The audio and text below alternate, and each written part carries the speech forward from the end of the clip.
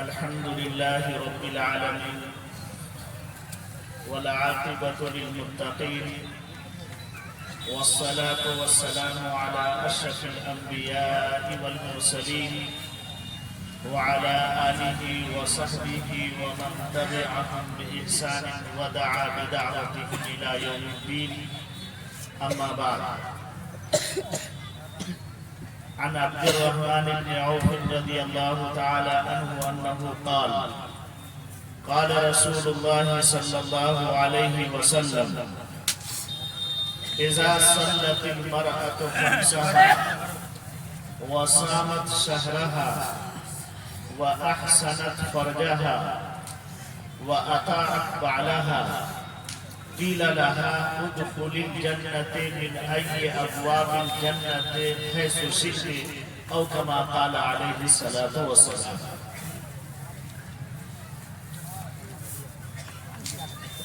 Stage پر رونق افروز علماء کرام، سامعین اعظام اور پردے میں بیٹھی ہماری ماؤں اور بہنوں،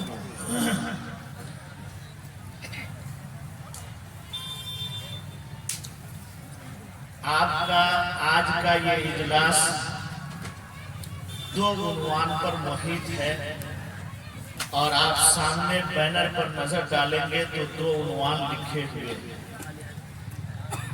ایک ہے اصلاح معاشرہ اور ایک ہے تعلیمی بیداری. اور ہم سمجھتے ہیں کہ جتنے بھی علماء کرام آئیں گے آپ کے اس اسٹیج سے خطاب کرنے کے لیے، انہی دو عنوان پر روشنی ڈالنے کی کوشش کریں گے، اور اس ضمن میں بہت ساری دینی، قرآنی اور حدیث کی باتیں آپ کے گوشے گزار فرمائیں گے انشاءاللہ. ان دو عنوان میں سے جو پہلا عنوان ہے اصلاح معاشرہ، اس سلسلے میں ہم چند باتیں آپ کے گوشے گزار کرنے جا رہے ہیں. لیکن میرا اپنا یہ کہیے کہ میری عادت سی ہے کہ جب میں بولتا ہوں تو سامنے والے سے بلواتا ہوں بسا ہوتا، تاکہ مجھے یہ اندازہ ہو کہ آپ میری بات کو سن اور سمجھ رہے ہیں، اور اگر آپ نہیں بولیں گے تو مجھے یہ اندازہ لگنے لگتا ہے کہ آپ میری بات کو نہ سن رہے ہیں نہ سمجھ رہے ہیں، اس لیے میں کرسی بھی چھوڑ دیتا ہوں. تو کیا کیجئے گا؟ بولیے گا نا درمیان میں؟ کہاں بول رہے ہیں؟ وہی تو ہم امتحان لے رہے ہیں. نہیں، سبحان اللہ، بولیے گا نا، کہیے نا جی بولیں گے. ہاں، یہ دو چار لوگ بول رہے ہیں، باقی مجمع خاموش ہے. بولیے گا نا؟ بولیں گے انشاءاللہ. دیکھیے، کوئی بھی سماج اور کوئی بھی سوسائٹی دو صنفوں سے بن کر وجود میں آیا. ایک صنف کا نام مرد ہے اور دوسری صنف کا نام عورت. کوئی سماج اس روئے زمین پر ایسا نہیں ہے جہاں صرف مرد ہی مرد ہوں، یا کوئی ایسی سوسائٹی نہیں ہے جہاں صرف عورتیں ہی عورتیں ہوں. کیا ایسا ہے اس روئے زمین پر؟ باری ہے نہیں ہے. اس سے پتہ یہ چلا کہ سماج بنتا ہے ان دونوں صنفوں سے مل کر. اب ظاہر سی بات ہے، جب دو صنفوں سے مل کر سماج وجود میں آ رہا ہے، جب اصلاح کی بات ہوگی تو دونوں صنفوں کے لیے برابر درجے کی اصلاح کی بات ہونی چاہیے. بولیے نا بھائی. سر ہلا رہے ہیں 10 کلو کا، لیکن زبان نہیں ہلا رہے. تو جب دونوں صنفوں کی اصلاح کی بات ہونی چاہیے تو ہم نے یہ سمجھا کہ علماء مجموعی بات کر ہی لیتے ہیں، مرد حضرات عموماً اس کے مخاطب ہو جاتے ہیں. میں نے یہ سمجھا کہ خاص طور سے اصلاحی پہلو پر عورتوں سے گفتگو کر لی جائے، چونکہ ایک بڑا طبقہ، ایک بڑا مجمع عورتوں کا پنڈال میں موجود ہے. اور آپ سے یہ کہنا ہے کہ جو باتیں عورتوں کے سلسلے میں کہی جائیں، آپ اپنے گھر کی عورتوں کو جا کر ان باتوں کا پابند بنائیں، اس کی تعلیم دیں، اس کی تربیت دیں، تاکہ یہ سماج ترقی کی راہ پر گامزن ہو سکے۔ میں ایک موٹی سی مثال دیا کرتا ہوں اس کے لیے، جہاں بھی پروگرام ہوتا ہے اور اگر اس عنوان پہ میری گفتگو ہوتی ہے تو میں کہا کرتا ہوں آپ میں سے بہت سارے لوگ ایسے ہوں گے جو موٹر سائیکل سے آئے ہوں گے، ایسا ہے نا؟ بہت سارے ایسے بھی لوگ ہوں گے جو سائیکل سے آئے ہوں گے۔ ہمیں بتلائیے کہ موٹر سائیکل میں کتنے پہیے ہوتے ہیں؟ بولیے نا بھائی۔ سائیکل میں اگر آپ کے موٹر سائیکل کے کسی پہیے کی ہوا نکال دی جائے تو کیا پروگرام کے بعد وہ موٹر سائیکل آپ کو منزل تک پہنچا سکے گی؟ سائیکل کے کسی ایک پہیے کی ہوا نکال دی جائے کیا وہ سائیکل آپ کو منزل تک پہنچا سکے گی؟ نہیں پہنچا سکے گی۔ ٹھیک اسی طرح سماجی زندگی کی گاڑی کے مرد اور عورت دو پہیے ہیں۔ سماجی زندگی کی گاڑی کے مرد اور عورت دو پہیے ہیں۔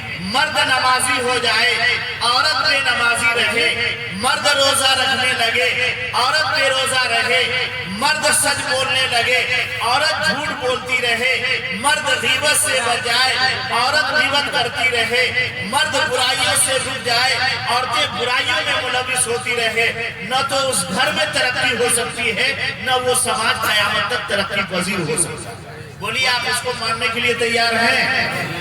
اگر ہے تو عورت کی اصلاح ہونی چاہیے کہ نہیں ہونی چاہیے؟ میں نے عورت کی اصلاح سے متعلق بھی ایک حدیث پڑھی اور وقت کے اندر انشاءاللہ اس حدیث پر گفتگو کر کے اپنی بات میں مکمل کروں گا۔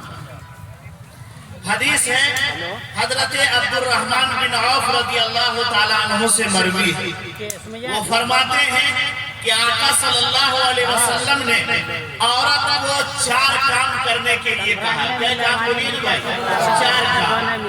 اگر کوئی عورت دنیا میں یہ 4 کام کر لے جو اس حدیث میں بیان کیا گیا ہے اور جس کی تھوڑی بہت میں تشریح کرنے جا رہا ہوں، تو آقا صلی اللہ علیہ وسلم نے ارشاد فرمایا کل قیامت کے میدان میں جب حساب و کتاب ہوگا، نفسی نفسی کا عالم ہوگا، باپ بیٹے سے بھاگ رہا ہوگا، بیٹا باپ سے بھاگ رہا ہوگا، ماں بیٹی سے دور ہو رہی ہوگی، بیٹی ماں سے بھاگ رہی ہوگی، ہر انسان اپنی اپنی کیفیت میں مبتلا ہوگا۔ ایسے موقع پر جب میزان عدل قائم ہوگا اور اس عورت کو بلایا جائے گا جس نے یہ 4 کام دنیا میں کر لیا ہے، اس سے اللہ تبارک و تعالیٰ فرمائیں گے اگر تم نے دنیا میں یہ 4 کام کیے ہیں اور واقعی کیے ہیں تو یہ جنت کے سارے دروازے کھلے ہوئے ہیں، اے میری بندی جنت کے جس دروازے سے چاہو تم جنت میں داخل ہو جاؤ۔ کرنے دیجئے گا وہ 4 کام؟ بولیے نا بھائی۔ کون لوگ کرنے کے لیے دیجئے گا اپنے گھر کی عورتوں کو؟ ہاتھ اٹھائیے۔ کچھ لوگ ہیں جو ہاتھ باندھے ہوئے ہیں، وہ سوچ رہے ہیں کہ جا کر کے کرنے کے لیے دیں گے تو کہیں ہماری عورت ہماری گرفت سے باہر ہو جائے، یہ بھی ڈر لگ رہا ہے۔ ایسی بات نہیں، عورت آپ کی موافقت میں آ جائے، جو جھگڑے گھر میں ہو رہے ہیں وہ سارے ختم ہو جائے۔ اذا صلت المرأة خمسها، کہ عورت 5 وقت کی نماز پڑھ لے۔ پہلا کام کیا عورت کو دیا گیا؟ 4 کاموں میں سے پہلا کام کہ عورت 5 وقت کی نماز پڑھ لے، اور مرد حضرات نماز کے وقت کیا کریں؟ کھینی چنیا بے، بولیے نا بھائی، سگریٹ پیے، دکان میں بیٹھ کر کے گپ کھاتے، بولیے نا، مرد نہیں پڑھیں گے، چونکہ اس حدیث میں اصل پیغام عورت کو دینا ہے، ورنہ تو خطاب مردوں سے بہت زیادہ ہے، اس لیے کہا گیا۔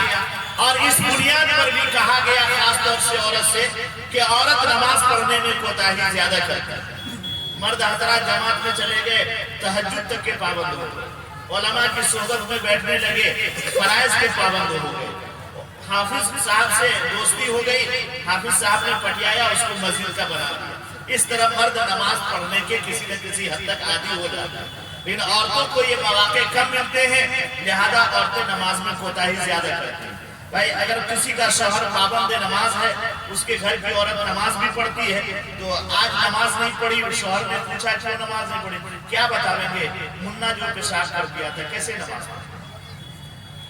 فجر میں اٹھائیے، چلو نماز پڑھ لو، کیا کریں گے؟ رات میں جو ہے وہ منا جو ہے پیشاب کر دیا تو ہم اسی پر جو سوئے گئے، یعنی معمولی بہانہ بنا کر کے وہ منا پیشاب کر رہا تھا، چھینٹ پڑ گئی، اس لیے اب کیسے نماز پڑھیں؟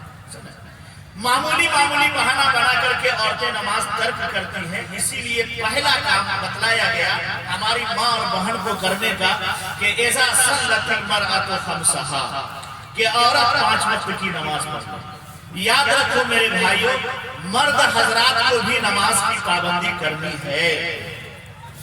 قرآن میں جگہ اقیموا الصلاۃ الذین یقیمون الصلاۃ، اقامت صلاۃ کا تذکرہ بار بار آیا ہے۔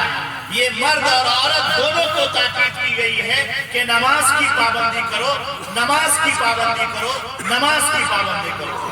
نماز ایک ایسی عبادت ہے، پوری شریعت کو دھیان ڈالیے، کسی عبادت کے ترک کرنے پر آقا صلی اللہ علیہ وسلم نے مارنے کا حکم نہیں دیا ہے، لیکن نماز ایک ایسی عبادت ہے کہ مردوں سے عورتوں سے ذمہ داروں سے آقا نے مخاطب ہو کر کے فرمایا ہے کہ اگر تمہاری اولاد 7 سال کی عمر کو پہنچ جائے تو مروا صبیانکم بالصلاۃ، کہ نماز کا حکم دو، اور اگر وہ بچہ 10 سال کی عمر کا ہو جائے اور وہ نماز چھوڑے تو وَاضْرِبُوهُمْ وَهُمْ أَبْنَاءُ 10، کہ اگر وہ 10 سال کے ہو جائے تو نماز چھوڑنے پر اس کی پٹائی کرے۔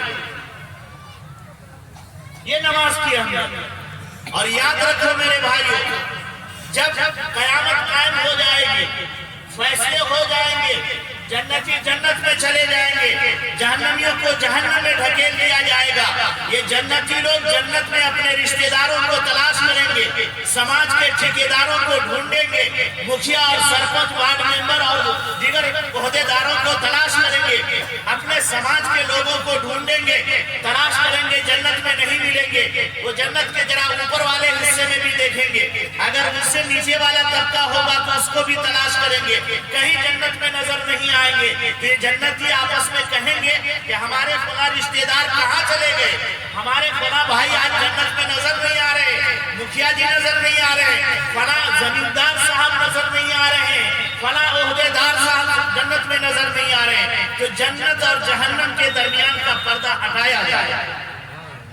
یہ جنتی جب جہنم میں جھانک کر دیکھیں گے تو جن لوگوں کو یہ جنت میں تلاش رہے تھے وہاں جہنم میں دیکھیں گے کہ جل رہے ہیں، چیخ رہے ہیں، شور مچا رہے ہیں، پریشان حال ہیں، واویلا کر رہے ہیں۔ کہ یہ جنتی لوگ ان جہنمیوں سے سوال کریں گے، یہ جنتی لوگ ان جہنمیوں سے پوچھیں گے کہ کیا وجہ ہے کہ تم جہنم میں جل رہے ہو، شور مچا رہے ہو، چیخ رہے ہو، عذاب کا مزہ چکھ رہے ہو، کیا وجہ ہے؟ ذرا قرآن کی اوراق کو پلٹیے اور پڑھیے اور اس کے مفہوم پر غور کیجئے۔ قرآن کہتا ہے اس نقشے کے بارے میں فی جنات یتساءلون عن المجرمین ما سلککم فی سقر قالوا لم نک من المصلین۔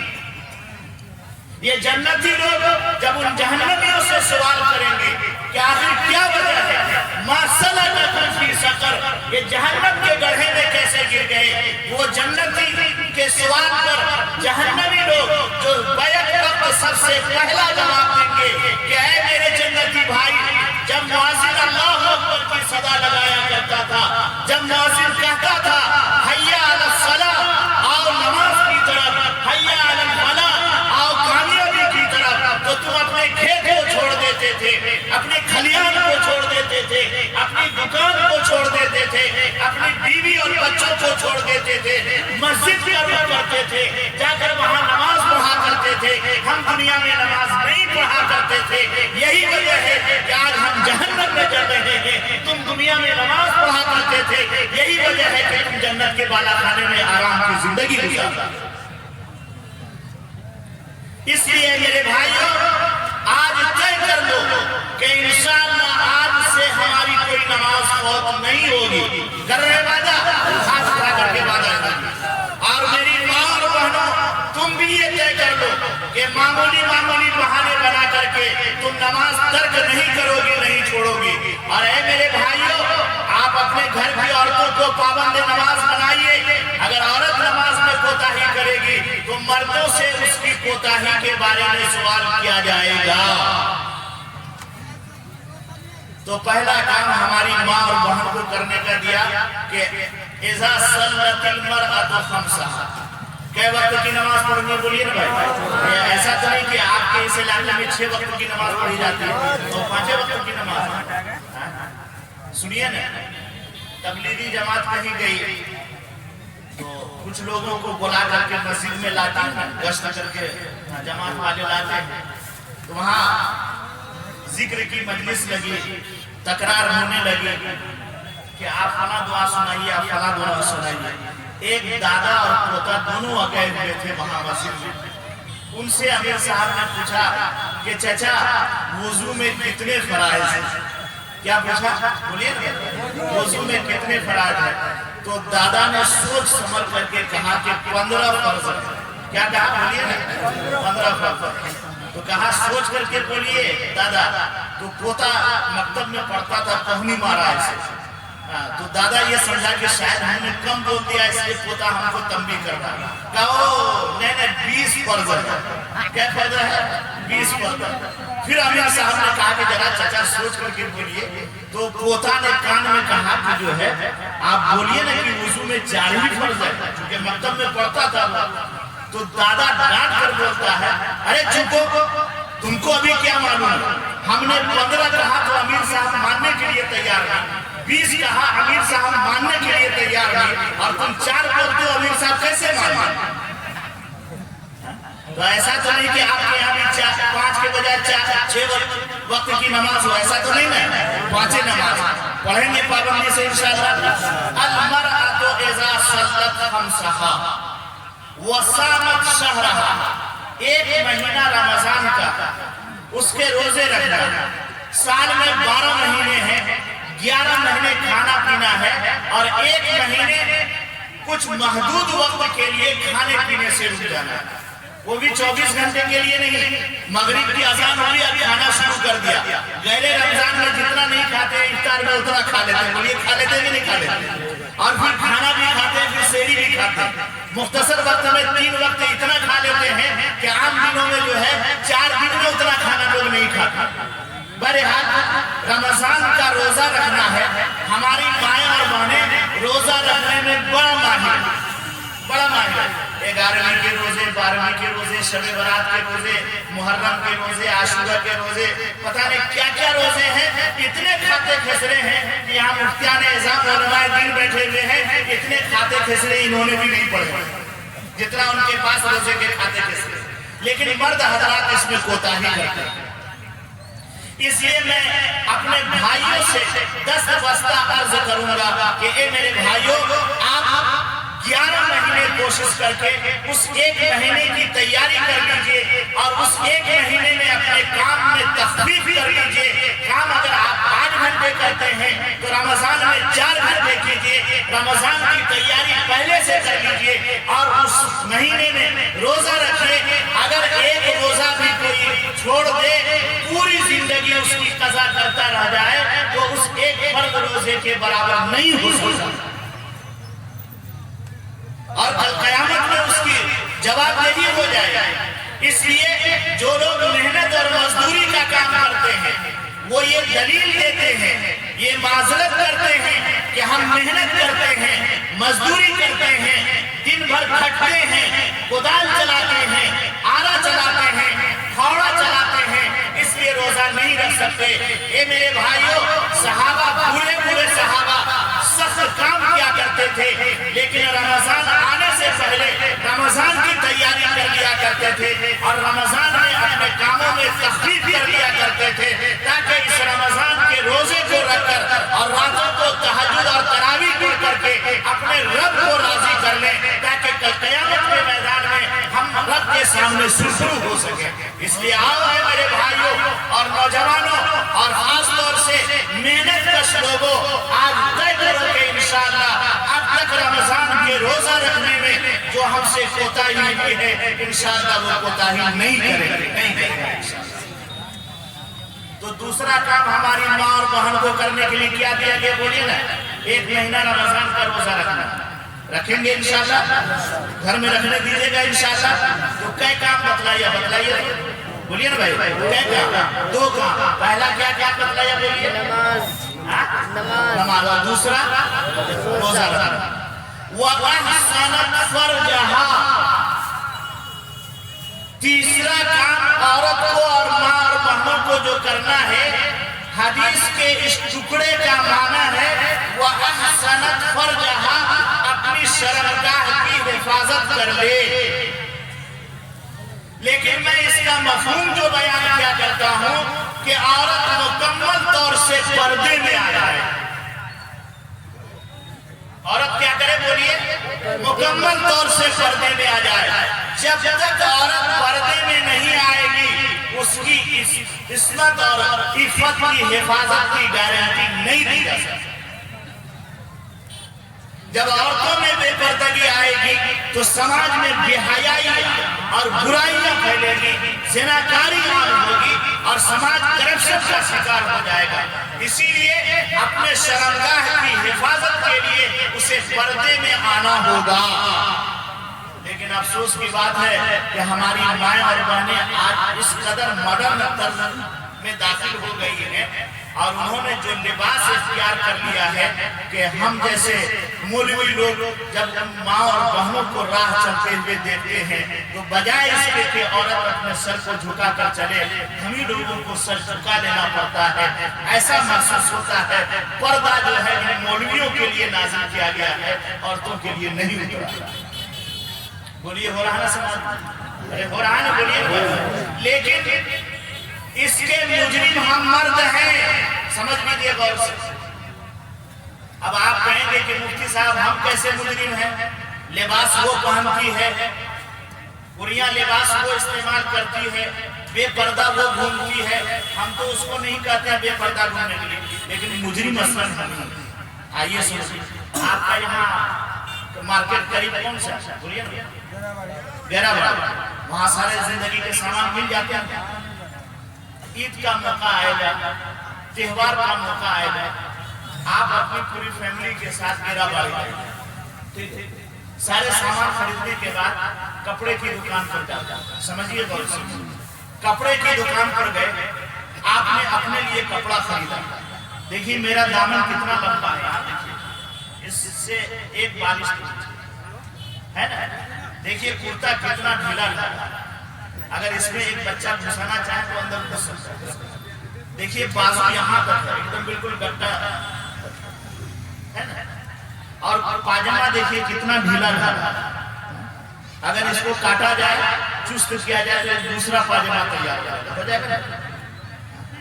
اگر پینٹ شرٹ پہنتے ہیں تو آپ خود بازو کے شرٹ پہنتے ہیں، دیکھیے وہ نوجوان بھی بیٹھا ہوا، وہاں بھی بیٹھے ہیں بھائی صاحب اور بھی لوگ بیٹھے ہیں فل بازو کے شرٹ، اور فل پینٹ پہنتے ہیں۔ کیا پہنتے ہیں؟ فل پینٹ پہنتے ہیں، اور فل پینٹ ایک بالش کے پاؤں سے نیچے لمبا سے رہتا ہے۔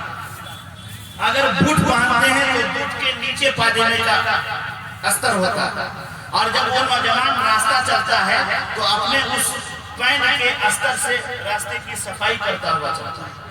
بولیے ہو رہا ہے کہ نہیں؟ اب آئیے اسی جگہ آپ کی بیٹی بیٹھے ہوئی، اب بیٹی کے لیے ریڈی میڈ کپڑا تلاش ہے، وہ کہیں گے کہ دیکھیے وہ جھولی دار جو ہے، جھولی دار ایسے گھما گھما کر کے جو نیا ڈیزائن نکلا ہے وہی کپڑا نکالتے گئے، ایک کپڑا آپ کو پسند آیا، ہاں یہ میری بیٹی کے بدن پر فٹ آئے گا۔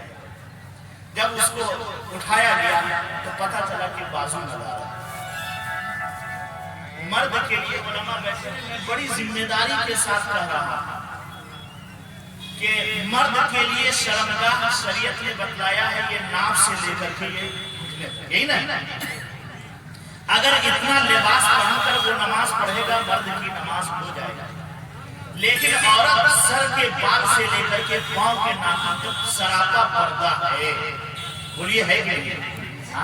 اگر عورت کے یہ بازو کھلے رہیں گے علماء بیٹھے ہیں نماز نہیں ہوگی، اگر عورت کی یہ پنڈلیاں کھلی رہیں گی تو نماز نہیں ہوگی، عورت کے یہ حصے اگر پیٹ کا کچھ حصہ کھلا رہ جائے گا تو اس کی نماز نہیں ہوگی۔ آپ جانتے ہیں اس مسئلے سے، علماء بیٹھے ہوئے آپ کے علماء تقریر میں کہتے رہتے ہیں، لیکن اس کے باوجود اگر آپ کا کوئی حصہ، کوئی مرد یہ حصہ دیکھ لے نہ دیکھنے والا گنہگار نہ دکھانے والا گنہگار۔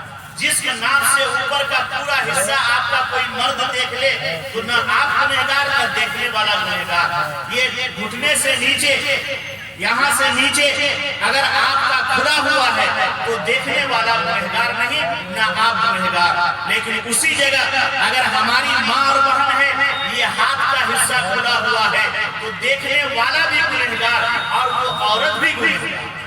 اگر پاؤں کا یہ حصہ کھلا ہوا ہے، کسی مرد کی نظر پڑ رہی ہے تو پڑھنے والے کی نظر پڑنے والا بھی گنہگار اور وہ عورت بھی گنہگار۔ تو بولو عورت کا لباس پردے والا ہونا چاہیے کہ نہیں چاہیے؟ آج ہم اتنے بے غیرت ہو گئے، بے حمیت ہو گئے کہ اپنے ہاتھوں سے، اپنے ارادے سے اپنے گھر کی بہو اور بیٹیوں کو ننگا کرنے پر تلے ہوئے، اسے ایسا لباس خرید کر کے دے رہے ہیں کہ وہ پہن کر کے بھی ننگی نظر آ رہی ہے۔ آقا دو جہاں سرور کونین صلی اللہ علیہ وسلم نے آج سے 1450 سال پہلے فرمایا تھا ایک زمانہ آئے گا کہ عورت لباس پہن کر بھی ننگی نظر آئے گی۔ بولو یہ شکل نظر آ رہی ہے کہ نہیں آ رہی ہے؟ اور ننگا کون کر رہے ہیں؟ ہم اور آپ کر رہے ہیں کہ نہیں کر رہے ہیں؟ اپنا لباس اپنا ڈھیلا ڈالا، اپنا لباس سطر کو چھپانے والا اور اپنی بیٹی کا لباس ننگا کرنے والا اور سطر کو نہیں چھپانے والا۔ بولو اس بیٹی کو، اس بہن کو، اس ماں کو، اس بہو کو ننگا کرنے کے لیے ہم اور آپ تلے ہوئے ہیں۔ بے غیرت ہے ایسے باپ جو اپنی بیٹی کو ایسا لباس لا کر دیتے ہیں۔ بے غیرت ہے وہ بھائی جو اپنی بہن کو ایسا لباس لا کر کے دیتا ہے۔ بے غیرت ہے وہ شوہر جو اپنی بیوی کو ایسا ننگا اور بڑھیا والا لباس لا کر دیتا ہے۔ کہاں چلی گئی آپ کی حیثیت؟ کہاں چلی گئی آپ کی غیرت؟ اس لیے میرے بھائیوں، اے میرے نوجوانوں، آج طے کرو کہ انشاءاللہ ہمارے گھر کی عورتیں پردے والی زندگی گزاریں۔ اور اے میری ماں اور بہنوں سن لو، اگر تم نے قبر کے عذاب کو سہنے کی سکت اور صلاحیت ہے، تم برداشت کر سکتی ہو تو آج سے تم ننگا پھرا کرو، نیم اڑیا لباس پہنا کرو۔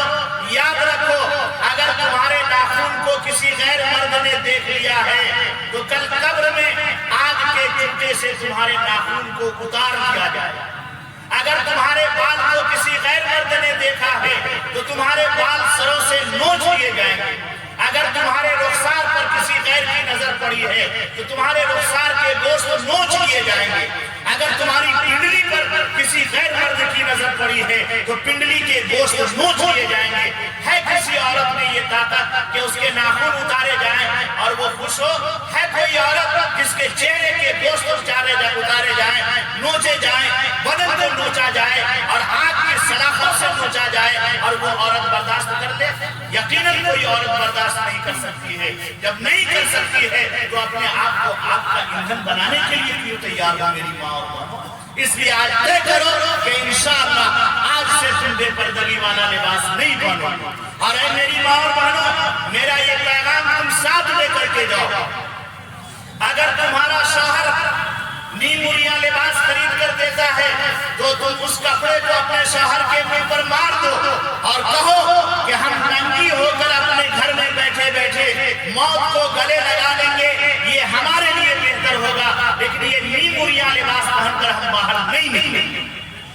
اے میری بہنوں، اگر آپ کا بھائی ایسا لباس لا کر دیتا ہے تو کپڑے کو بھائی کے منہ پر مار دو اور کہو کہ اس روئے زمین پر تم سے بڑا بے غیرت کوئی بھائی نہیں ہے جو اپنے ہاتھ سے اپنے بہن کو ننگا کرنے پر تلا۔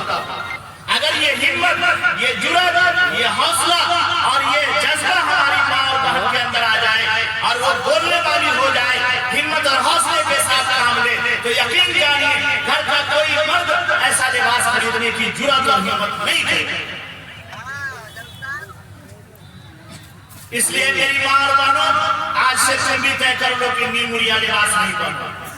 اور یہ پینٹ جو پہننے کا رواج ہو گیا ہے، ٹی شرٹ پہننے کا رواج ہو گیا ہے، اسے جلا ڈالو اور عورت کا جو شرعی لباس ہے جس میں تمہارے جسم کا پردہ ہے، تمہارے جسم کے ابھار کو چھپانے کی صلاحیت ہے، اس لباس کو اختیار کرو اور اپنے گھر کے مردوں کو کہو کہ مجھے وہ لباس چاہیے، یہ لباس نہیں چاہیے۔ اور میرے نوجوانوں، میرے بھائیوں، میرے بزرگوں، آپ بھی آج اللہ کے واسطے یہ فیصلہ کر لیجئے کہ جو ہے ہم موریا لباس نہیں دیں گے۔ دیکھیے ہمارے چچا لوگ کچھ تولیہ اوڑھ رہے ہیں، آپ دیکھیے اوڑھے ہوئے ہیں نا، تولیہ اوڑھ رہے ہیں بہت سارے لوگوں کے گردن میں، اور اپنی بیٹی کے لیے جب لباس خریدیں تو کپڑے سر کا تو ہم کو نام بھی معلوم نہیں ہے، اس میں جو دوپٹہ ہوتا ہے اس کو 4 تہ کر دیجئے، آپ پھر بھی سر پر رکھیے تو بال کے ساتھ کھال بھی نظر آنا پوری ہوتی ہے۔ آپ کے سر پر یہ رومال نہ ہو تو کوئی حرج کی بات نہیں، کوئی گناہ نہیں، اگر آپ کے سر کے بعد کوئی دیکھ رہے ہو تو کوئی گناہ نہیں، لیکن اگر عورت دوپٹہ رکھ کر کے بھی بال اور کھال دکھاوے یہ تو اس کے لیے سخت جرم ہے اور گناہ کا باعث ہے۔ آپ دوپٹہ اتنا پتلا دیتے ہیں، میں دیکھتا ہوں راہ چلتے ہوئے کہ دوپٹہ اوڑھ کر کے بھی جسم کے اندر کی ساری چیزیں نظر آتی ہیں، تو ایسے دوپٹے سے اس کو تو مر جانا بہتر ہے، اور خریدنے والے کو چلو بھر پانی میں ڈوب کر ناک رگڑ کر کے مر جانا ہے۔ کہ بے غیرتی کی یہاں تک انتہا ہمارے مسلم سماج میں پیدا ہے۔ آپ اتنا موٹا رومال تلاشیں گے دکاندار سے، اور اپنی بیٹی جس کو پردے میں رکھنا ہے، جس کے بال کو بھی چھپانا ہے، اس کے لیے دوپٹہ باریک لیں گے کہ آر پار نظر آ رہا ہے۔ اس لیے ہوش کے ناخن لیجئے اور طے کیجئے کہ انشاءاللہ آج کے بعد سے ایسا لباس ہم اپنے گھر کے لیے نہیں لائیں گے انشاءاللہ۔ ہاتھ اٹھا کر کے وعدہ کیجئے ماشاءاللہ۔ اس میں وہ لوگ بھی ہاتھ اٹھائیں جو ابھی شادی بھی نہیں تھی، چلیے ایڈوانس ہاتھ اٹھا دیا ہے کہ جب بیوی آئے گی تو اس کے لیے ویسا لباس نہیں خریدیں گے، چلیے ہوتا ہے۔ یہ تیسرا کام ہے ہماری ماں اور بہن کے کرنے کا۔ پہلا کام تو 5 وقت کی نماز پڑھو، دوسرا کام رمضان کے روزے رکھے، تیسرا کام اپنے آپ کو مکمل طور سے پردے میں رکھے، چوتھا اور آخری کام وَأَقَعَتْ بَعْلَهَا، جس عورت کی شادی ہو جائے، جس لڑکی کی شادی ہو جائے، شوہر دیدہ ہو جائے تو اپنے شوہر کی مان کر زندگی گزارنے والی بن جائے۔ شوہر کی مان کر زندگی گزارنے والی بن جائے۔ آج میاں بیوی کے جھگڑے معمولی بات پر آ رہے ہیں، پتہ چلتا ہے دارالفتہ میں وہاں ڈگروا میں کام کرنے کا موقع ملتا ہے، میاں بیوی کے جھگڑے آتے ہیں، لڑکا بولتا ہے کہ مفتی صاحب ہم نے طلاق اس لیے دے دیا ہے کہ یہ ہم ایک بات بولتے ہیں یہ 2 بات بولتے ہیں، ہم کہتے ہیں کہ اتر چلو یہ دکھن چلتے ہیں، ہم کہتے ہیں روٹی بناو تو یہ بھات بناتا ہے۔ یہ بھی شکایت ہمارے پاس آتا ہے کہ ہم بھات پسند کرتے ہیں روٹی نہیں کرتے ہیں پسند، تو بھات کہتے ہیں بنانے کے لیے، تو روٹی پسند کرتی ہے تو سب کے لیے روٹی بناتے ہیں۔ ایک بار کہا 2 بار کہا نہیں مانا میں نے، طلاق نہ۔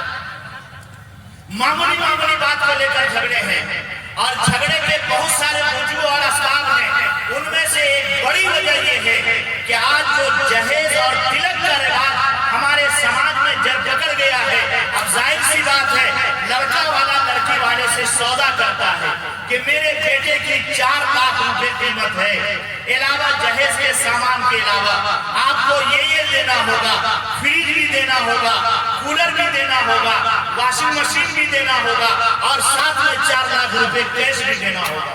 گویا کہ 4 لاکھ روپے میں آپ میرے بیٹے کو خریدیں۔ یہ انٹرنیشنل فقیر ہے، ایک فقیر جو دروازے پر جا کر دستک دے کر مانگتا ہے اور ذلت و رسوائی محسوس کرتا ہے، ایک فقیر جمعہ کے دن مسجد کے دروازے پر صدا لگاتا ہے، اور یہ اتنا بڑا انٹرنیشنل فقیر ہے کہ آپ کے دروازے پر جا کر اور آپ کے سینے پر چڑھ کر اور رشتہ کر کے آپ سے جہیز مانگا۔ دونوں تھوڑا سا فرق ہو گیا، ایک سونے کا پیالہ لے کر کے مانگ رہا ہے، ایک پیتل کا پیالہ لے کر کے، لیکن ہے دونوں۔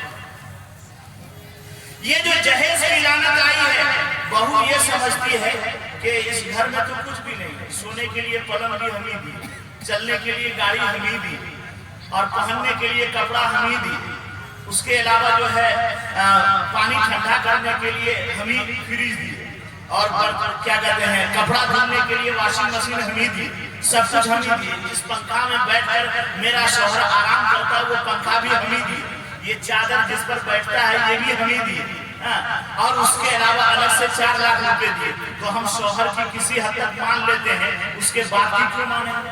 اس کے ماں کی کیوں سنیں گے؟ اس کے بھائی کی کیوں مانیں گے؟ اس کی بہن جو نند ہے اس کی کیوں مانیں گے؟ اب ادھر سے اگر ساس نے کچھ کہا تو اس کے دماغ میں وہ فطور ہے جہیز کا، وہ تلک کا، وہ سوچتی ہے کہ میں لے کر کے آئی ہوں، یہاں مجھ کو کوئی کھلا نہیں رہا ہے، میں شوہر اور اس کے پریوار کو پال رہی ہوں، تو ظاہر سی بات ہے کہ اپنے ساس کی بات کو کیسے وہ اپنا سکتی ہے، اپنے نند کی بات کو کیسے وہ برداشت کر لیں گے؟ جھگڑا شروع ہوتا ہے، اور وہ جھگڑا یہاں تک پہنچتا ہے کہ طلاق کی نوبت آ جاتی ہے، اور بیوی اور شوہر میں جدائی ہو جاتی ہے، اور بسا بسایا گھر اجڑ جاتا ہے۔ اس لیے میری ماں اور بہنوں، آقا صلی اللہ علیہ وسلم نے ارشاد فرمایا کہ وَأَطَاعَتْ بَالَهَا، کہ عورت اپنے شوہر کی مان کر زندگی گزارنے والی ہو جائے، لیکن یاد رکھو اگر شوہر کے لیے اطاعت اور فرما برداری کا حکم عورت کو دیا گیا ہے تو آقا صلی اللہ علیہ وسلم نے کئی موقعوں پر مردوں کو بھی تنبیہ کیا ہے کہ یاد رکھو تم عورتوں کے ساتھ ظلم و زیادتی مت کرنا، عورتوں پر ظلم و زیادتی مت کرنا، عورتوں کے ساتھ ظلم و زیادتی مت کرنا، یہ عورت تمہارے گھر میں لوٹی نہیں ہے، نوکرانی نہیں ہے، تمہاری رفیق حیات ہے، غم کی اور سکھ کی ساتھی ہے، اس لیے اس کے ساتھ دوستانہ تعلق کرنا اور مجرمانہ خلوت کرنا اس کے ساتھ۔ اور یاد رکھیے میں بڑی جرأت اور ہمت کے ساتھ بول رہا ہوں، اگر آپ نے یہ سمجھ کر کے وہ میری بیوی ہے میں اس کا شوہر ہوں، اگر آپ نے اسے گالی دی تو کل قیامت کے میدان میں آپ کی زبان کھینچی جائے، اگر آپ نے اپنی بیوی پر ہاتھ اٹھایا ہے بلا وجہ تو یاد رکھیے آپ کے ہاتھ کل قیامت میں لقوہ زدہ ہو جائیں گے، ساری دنیا کے انسان دیکھیں گے کہ وہ ناہنجار انسان ہے جس نے اپنی بیوی پر بلا وجہ ہاتھ اٹھایا۔ معمولی بات ہے، وہ سہتی ہے، صبر کرتی ہے، برداشت کرتی ہے، تو اس کا یہ مطلب نہیں ہے کہ وہ سب کچھ سہ کر کے ہماری فرما بردار بن کر رہے گی، اس کا خالق دیکھ رہا ہے، اس کے صبر کا امتحان زیادہ لوگے، خالق کی پکڑ آئے گی تو دنیا میں بھی کوئی نہیں بچائے گا، اور آخرت میں تو رسوائی کے علاوہ کوئی سامان نہیں۔ اس لیے میری ماں اور بہنوں اور میرے بھائیوں توازن برتیے، جس طرح عورت کو ہدایت دی گئی ہے مردوں کو بھی کہا گیا ہے۔ آقا صلی اللہ علیہ وسلم نے ارشاد فرمایا، اے لوگوں تم میں سب سے بہترین انسان وہ ہے جو اپنی بیوی کے ساتھ اچھا سلوک کرتا ہے، اور میں تم میں سب سے بہتر ہوں اس لیے کہ میں اپنی بیویوں کے ساتھ اچھا سلوک کرتا ہوں، اچھا سلوک کرتا ہوں۔ اس لیے آپ اس کو عورت کا درجہ دیجیے، اس کو گھر کی نوکرانی اور لونڈی نہ سمجھیے۔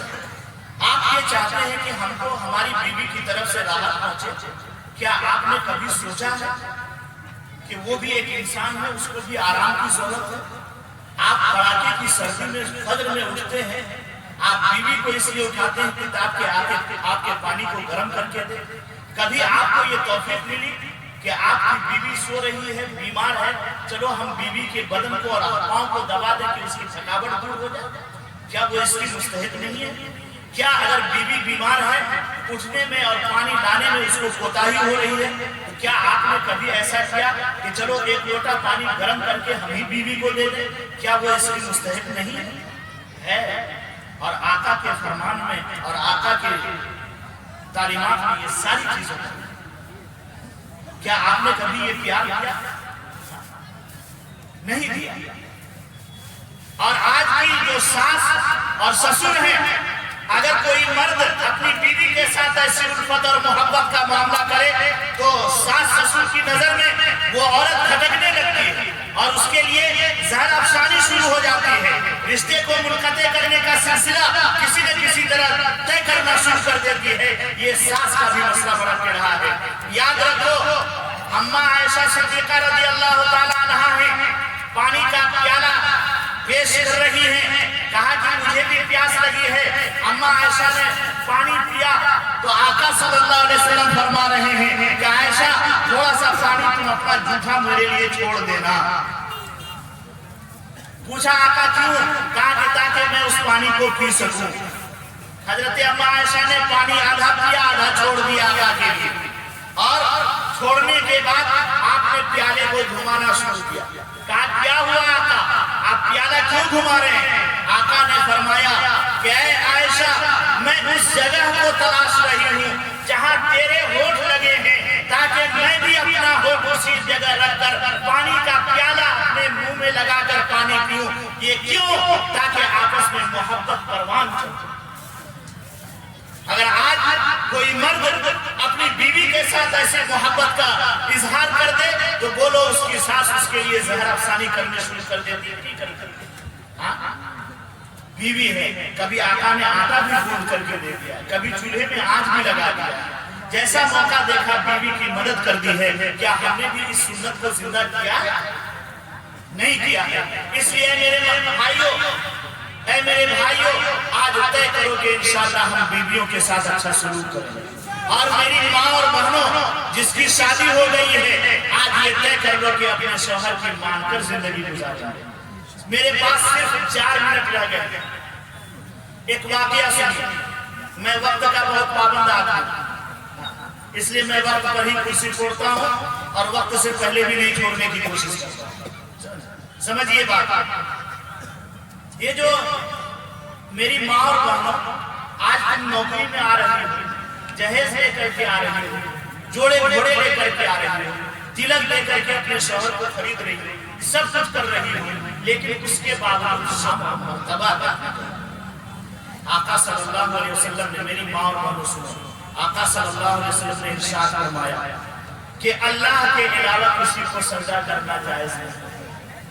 اگر دنیا میں کسی انسان کو سجدہ کرنے کی اجازت ہوتی کسی انسان کے لیے تو میں عورتوں سے چاہتا کہ وہ اپنے شوہر کے سامنے سجدہ کرے۔